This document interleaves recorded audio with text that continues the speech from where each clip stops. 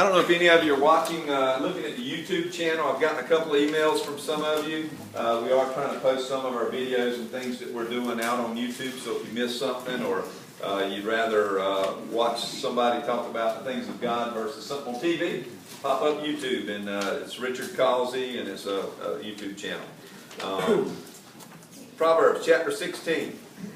The preparations of the heart in man and the answer of the tongue is from the Lord. All the ways of a man are clean in his own eyes, but the Lord weigheth the spirits. Let's stop right there. Let's put both of these verses together.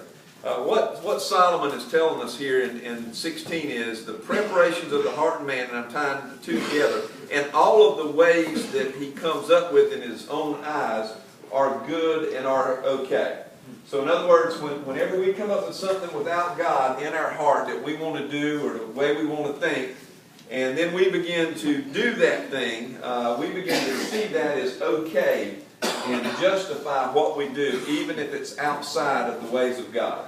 And so what happens with that is the second part of each one of those two verses says two things. One is, it says that the answer or the ultimate result of it is going to be from the Lord, and He weigheth the reason you do it, the spirit part of it.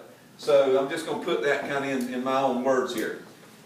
Oftentimes we do things without God, and when we do things without God, we justify and we don't measure it by anything other than ourselves and people that agree with us. Does that make sense to you? Has anybody ever done that? Have y'all ever just done something, you thought it was a cool thing to do, and you thought it was okay, and you found people who agreed with you, and y'all kind of went along with it, and it didn't quite turn out as well as you thought? But the thing about it is that if you do things and you do them with God's plan in mind, and you include God in it, and you include people of God in it, then your outcome is going to be a whole lot better. Does that make sense? Well, the danger that we all have is that if we're not walking in the Spirit, if we're not doing that real tight relationship with the Lord, if that's not happening, then you're in danger of making decisions yourself outside of the boundaries that God wants you to live in. And it's so easy to do. It can be something just as simple as just watching something on TV that you know you shouldn't be watching. Isn't that easy to do? And how many times have you done this? You watched something, you weren't sure about it, but you just went ahead and watched it anyway, even when you realized it wasn't appropriate? Some of you have done that. Or you listen to something on the radio and say, well, I can't believe they're playing that on the radio. But you don't change the radio. Or you start talking to somebody and you start talking about doing something together, or maybe your family's doing something together, and you realize that these aren't the kind of people who are going to influence you the proper way, but yet you go anyway. You ever done that? I went on a trip one time and knew I shouldn't have went. It just wasn't the kind of trip I was supposed to go on. Went on the trip, and it was absolutely awful. Absolutely awful. But you know what? I did it for all the wrong reasons. I went on this trip with some guys, and they did exactly I'll tell you all about the trip. How about that? I'll tell you how bad it was. Had some guys, got invited on a trip, and I thought it was a business trip, and I needed to go because this was going to be a good customer. That's not the reason to go on a trip, okay? Because all I could see was this was going to be a multi-million. Actually, this guy turned out to be my biggest customer when I was in banking. And so, at one point. And so, what happened was he said, hey man, I'm going on a trip. Love for you to go. We're going duck hunting. I said, awesome man, I love the duck hunting. Yeah, I'd love to go. Well, I had heard MF by the time we got to Florence 400 times. Oh, man. Point being is that everything about the trip was against who I was. All the cussing, the drinking, the smoking, I won't even begin to tell you all the things that went on. And it was all against me. I was one of the most miserable people in the world. But you know what? I did it and justified it in my own eyes. But you know what? If I would have asked God to start with, God would have said, you're not doing it. You're not going to be in a car with 3 other men and influence them properly. They're going to influence you. They're going to overwhelm you. And then when I would start trying to say something, guess what? I'd just get cut off. They weren't going to listen to anything. They were there to have a good time and party. That's what they were there for. So I was in the wrong place. But had I listened and asked God, I would have gotten a different answer and probably not gone on that trip. So the point being is if we're not careful, we end up doing a lot of things and saying a lot of things that we shouldn't do because we're really not interested in asking God. You got this, right? Well, let me just go ahead and tell you. If you ever get the idea of saying I, you're probably going down the wrong path. That's probably not the direction. I was talking with a guy this week, and he was talking about church, and he was talking about people saying that I'm going to do this and I'm going to do this. And I said, listen, whenever that I word starts flying around in a conversation with somebody and they're not acknowledging that it's God's way and seeking God and asking God, I said, when the I's start flying around, the flags need to go up for a disciple of Jesus. Amen. Because what happens is you're probably listening to somebody that's going their own way and doing their own thing. Might be in the name of God, but it's probably still the wrong way. I want to share this with you a little bit. You know, one of the biggest challenges that I think we've got, if we're truly disciples of Jesus, I think one of the biggest challenges that we have, all of us have this, is making sure we stay on track. You ever think about that? Think about this in your thought life. You know, I know most of you probably wouldn't say a cross word about somebody, right? You control your tongue. Everybody in here controls their tongue, right? Yeah. Okay, good answer. Good answer. Now, what happens is that what's on our mind and heart oftentimes come out via our mouth, right? So what happens is, have you ever thought, how in the world can I control my tongue? Well, the Bible just told us that when we do things our own way, that our actions and our motivations are wrong. Did y'all just get that out of what we just talked about? A lot of times our actions and even what motivates us to do those things are wrong. So, now, listen to what verse 3 says. Commit thy works unto the Lord, and thy thoughts shall be established. Now, I want you to see what happens here. See what happens here. If you do it your own way, your motivation's wrong and probably your action's wrong if you leave God out of it. So in order for the right things to happen, our thoughts have to be the right thoughts. But how in the world do you make that happen? How do you make that happen? It is a decision that you make, but it is not a decision to think the right thoughts. Everybody with me so far? The decision you make is not to think the right thoughts, because it's going to be very, very difficult to do. It's just going to be a battle all the time. But here's what happens. In order to control your thoughts, okay, can everybody read that? I got words up there. Think about this. If I tell y'all that let me just tell you what I did yesterday. Give you a good example of what I did. No, I'll tell you what I did Friday. How about that? I'll tell you what I did Friday. My accountability partner was putting a steeple on a church. And I said, hey man, you need some help? And he said, well, I might have it, but you can come hang out with me. It'd be good to talk a little bit. We'll get it done. So we got out there. The wind was blowing about 40 miles an hour. I don't know if y'all ever tried to put a steeple on a church with a crane and the wind blowing 40 miles an hour. It was a little more challenging to just come out and hang out, okay? I actually had something to do when I got there. But here's my point. Is for about 6 or 8 hours, I kind of looked more than I worked, so I don't want to say we, because that might be a lie. But I just kind of stood there and talked most of the time. But anyway, the work was being done, but guess what we talked about? We talked about the work that we were doing. We talked about the steeple. I mean, we talked about what the wind was doing and what the cut is and all these kinds of things, stuff that I didn't know much about. But we talked about all those kinds of things. And during the break, we were at a church, so the conversations were, well, I wonder how many people have been saved here. I wonder what the spiritual condition of this church is. I wonder how they're organized. We talked about the church. Well, when we started talking about the church, then we started talking about other churches, and then we talked about the steeple. And so here's my point. I was hanging out with men who were saved, and we were doing a job. So what happened is the thing that we committed to do is the thing that we thought about. Does that make sense? So here's what happened yesterday. I had some repairs I needed to make on a roof at my house. Don't know much about that kind of stuff, but I decided to do it myself to save some money. What should have probably took me an hour, if Alan would have done it, he'd have done it in an hour. It took me about 8 hours. You know, 2 or 3 leaves, and you know. But I finally got there and I got it done. But guess what I thought about all day yesterday? I was thinking about, do I need to make a cut on this board? Do I measure this board? How do I screw that in? You know, I mean, so guess where my thoughts were? Well, here's my point to you, is that when you commit to do something for God, guess what you're going to think about?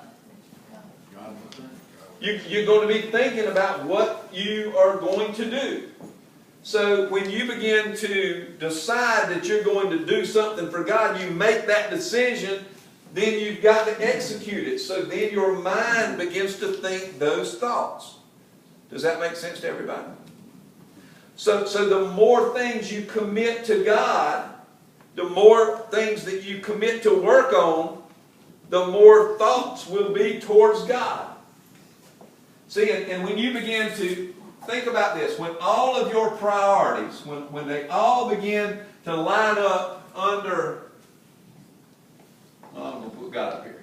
When all of your priorities begin to line up under God, all of your thoughts begin to line up under God, because you're always working for God. Does that make sense? Amen. Okay. All right, we know God's our first priority. Our second priority is our spouse. All right? Think about this. If all of your thoughts are godly thoughts about the things that you're going to do for your spouse, then what does that do with your relationship with your spouse? It brings that relationship with your spouse into God, right? Because now what happens is I'm going to love my spouse like I'm supposed to. That's how God wants me to love her. He wants me to love her sacrificially. Well, what happens is when I make that the thing that I'm going to do, that's a God thing. When I make it the thing, I'm out of my picture here. When I make it the thing that, I need somebody doing this. All right. So, but what happens is that when I make my spouse a God thing, I begin to think in godly terms towards my spouse. Is everybody following me with that? So in other words, Richard is not number one. Crystal becomes number one. I mean, God's always number one, but you know what I'm saying. In this world, my wife now becomes number one. So now instead of her telling her all the things that I'm going to do, I ask and share with her what I'm going to do, and if there's anything I can do for her. Well, now what happens is she's going to tell me what she needs to do, and now I'm bringing God into it, because the God side of it is, listen, if it's more important for my wife to have me do something than me, then I'm going to cancel what I'm doing. Everybody follow what I'm saying? All right, I'm kind of quiet on that one. All right, same thing with your children. Now you bring your children into it. All right, you keep going. Even work. You have to work, you bring God into work. Well, if you begin to say, God, you've given me this job. You've blessed me with it. Your word tells me that I'm to earn my pay. I'm to be a person who represents you at work. I'm to influence other people for you at work. And I'm supposed to honor you with what I do so that other people see you in me. I just rattled off about 6 things there. But if you start thinking like that at work, guess what it does for work? It all begins to bring everything under God. And so now what's happening is you're having less and less time to think about wrong things, evil things, selfish things, things you want to do, because you begin to put those things out of your mind. Because you can't put but so much in there. And I'm not saying you're going to push every evil thought that you'll ever have out of your mind, but here's the thing. If you keep filling it full of thoughts and committed works to God, you're going to have less and less and less garbage in your mind to think on. That's right. And less and less to deal with. If you're busy about the things of God, think about this. Think about what the Apostle Paul said. Where did he ultimately want to go? In the book of Acts. Where did Paul ultimately want to go? Rome. Why did he want to go to Rome? Because Rome controlled the world. And so Paul said, ultimately, I'm going to Rome. So he didn't know he was going to go in chains, but ultimately he wanted to go to Rome. And so God sent him to Rome. But his whole focus in life was to get to Rome so that he could influence more people for the kingdom of God. What was on Jesus' mind? What's the thing that was on Jesus' mind? What did ultimately he know his life was for? The cross, right? So ultimately he went to the cross. And when people tried to distract him from the cross, what did he say? Get behind me. I'm going to the cross. That's where I'm going. Well, here's my point to us. If you and I have that kind of mindset towards the things of God, then the things of the world aren't even going to be a factor to you. You're going to basically look at that and say, man, I don't play that. I don't go that direction. That's not the things I do. How about this? How about, think about this. How many of you ever, I call it playing the God card, but you ever going into a conversation that you shouldn't go into, how do you get out of it? Just talk about Jesus. Hey, I promise you, when you start bringing up Jesus, the conversation changes. I mean, it changes on a dime. You might have somebody leading you down the wrong direction and talking about something that you know that you don't need to be hearing. You just bring up Jesus. You talk about power in the name, you will see it. Because when you start talking about Jesus, it all changes. It all changes. So here's what I'm trying to share with you today. And that is that you and I have to decide what we're going to do. We've got to decide that we're going to do things for God. And when we make that decision that we're going to do that, our thoughts are going to have to follow. Have to follow. Think about this. Think about what your gift is. Does everybody know what their gift is in here? Well, let me ask. I'm not even going to ask you to raise your hand. Does everybody know what their spiritual gift is? If you don't, then you need to find out. You need to find out. And then you've got to commit to do something with your gift. See, many of us have spiritual gifts and we keep them in the box, wrapped up with the bow on it. That's right. That's a good word. In other words, you're not doing anything for God because you're doing your own thing. If God has given you a gift, what He wants you to do is unwrap it, take it out of the paper in the box, and He wants you to go to Him and say, all right, God, I realize that this is what you've gifted me to do. And now that you've gifted me to do it, I want to do some things. So what is it that I'm going to do? Everybody with me on that? How about this? You've got a gift. God wants you to use it. And then you say, okay, God, I'm ready to use it. Do you think God's not going to open a door for you? Do you think that? Do you think God's given you a gift to hide it in a closet? No. Oh, that's a song too. You hide it under a bushel? No. No. God's given you a gift to use it. So here's my point. Find out what your gift is. Tell God you want to use it, and God's going to give you something to do. And then you make up your mind that you're going to do it. Guess what happens to your thoughts? They begin to follow that thing. Okay? They begin to follow that thing. Let me ask you something. And I'm not saying this in any way here, but how many of you, well, that's probably not the way to say it. Let me say it this way. Guess what I spend some time doing during the week? Farming. Praying. Say that again? Farming, gardening. Farming? No. Spiritual things. Spiritual things. No, here. Come on. Yeah, why would I do this? Because I'm a disciple of Jesus, but why would I probably spend more than just a few minutes reading the Bible? Yeah, this is my gift. It's teaching. So guess what my mindset is? I want to teach more. So I say, God, you gifted me to teach.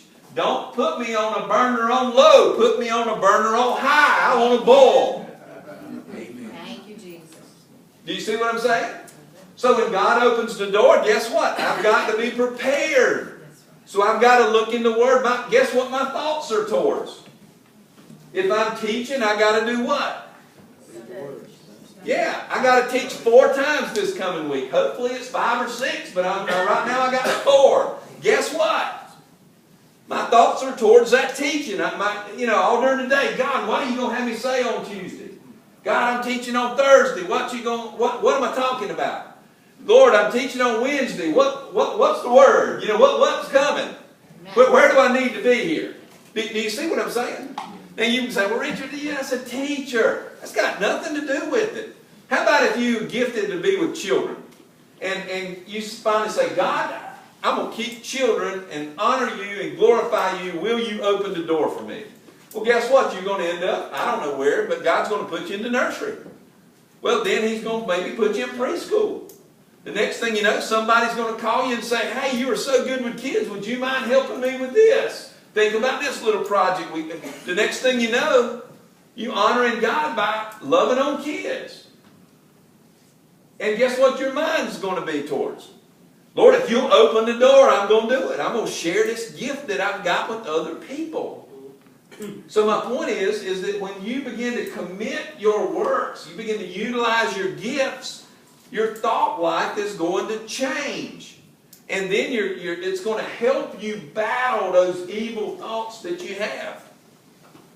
Man, y'all are quiet in here. Am I stepping on toes or what? Good grief. Woo! All right. Well, here we go. Commit thy works unto the Lord, and thy thoughts shall be established. Yes.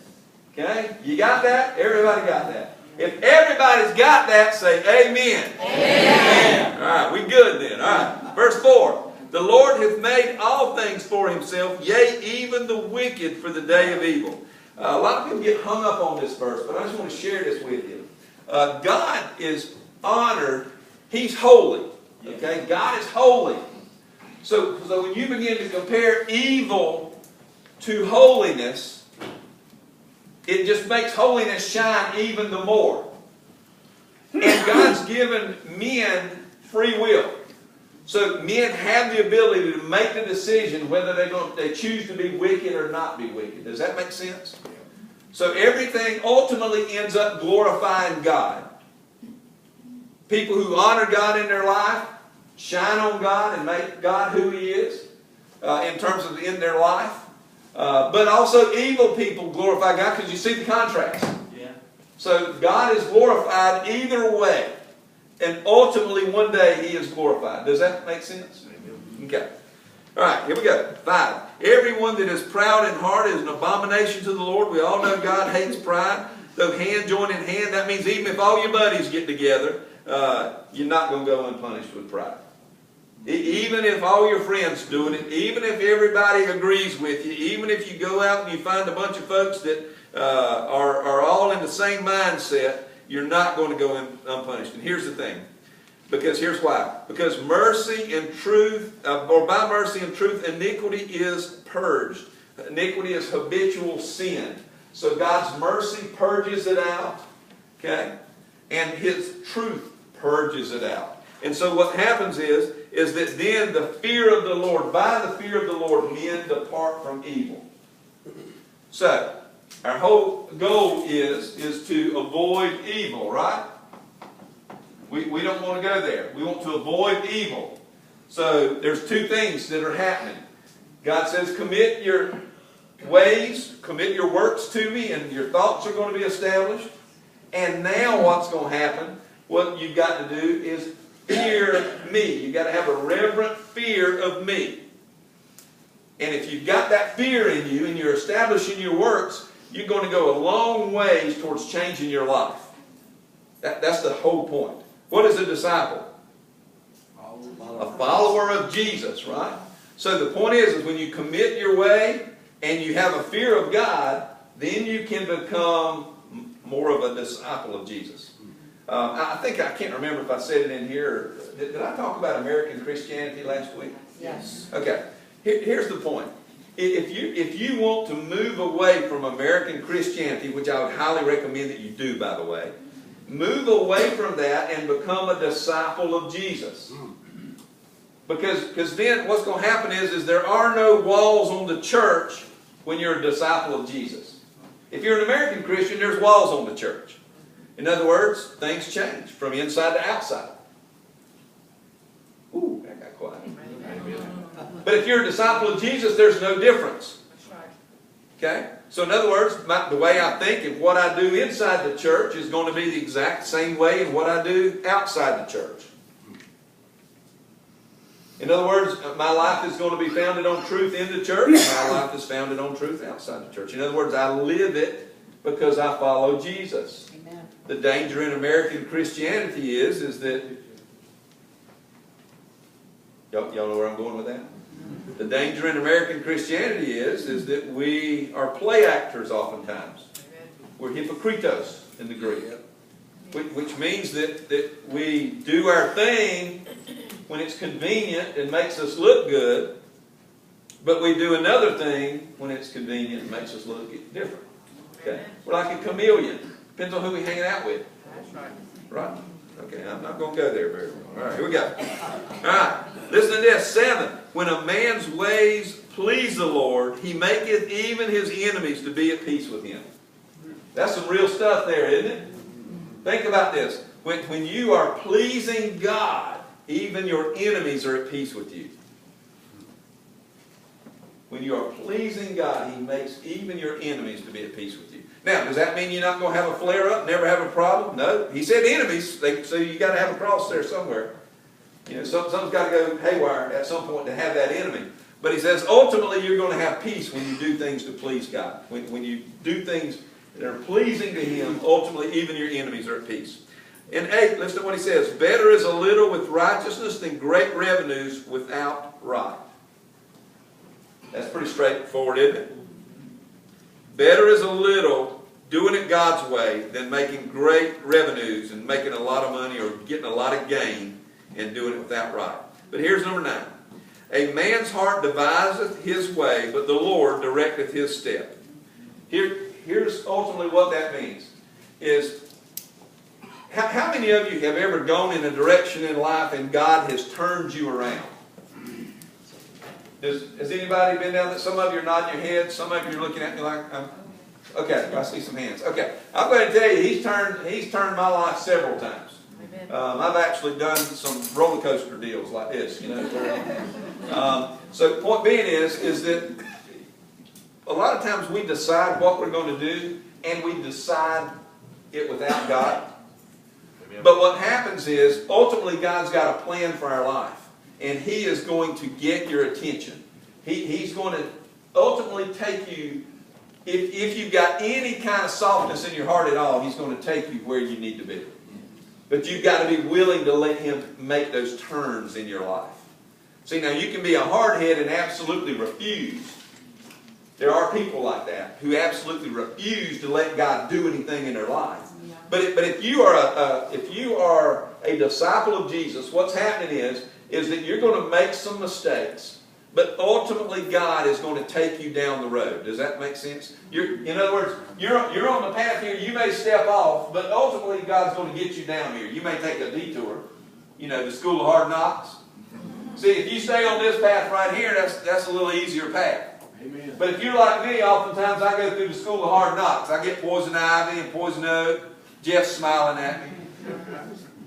Jeff knows what it's like out there.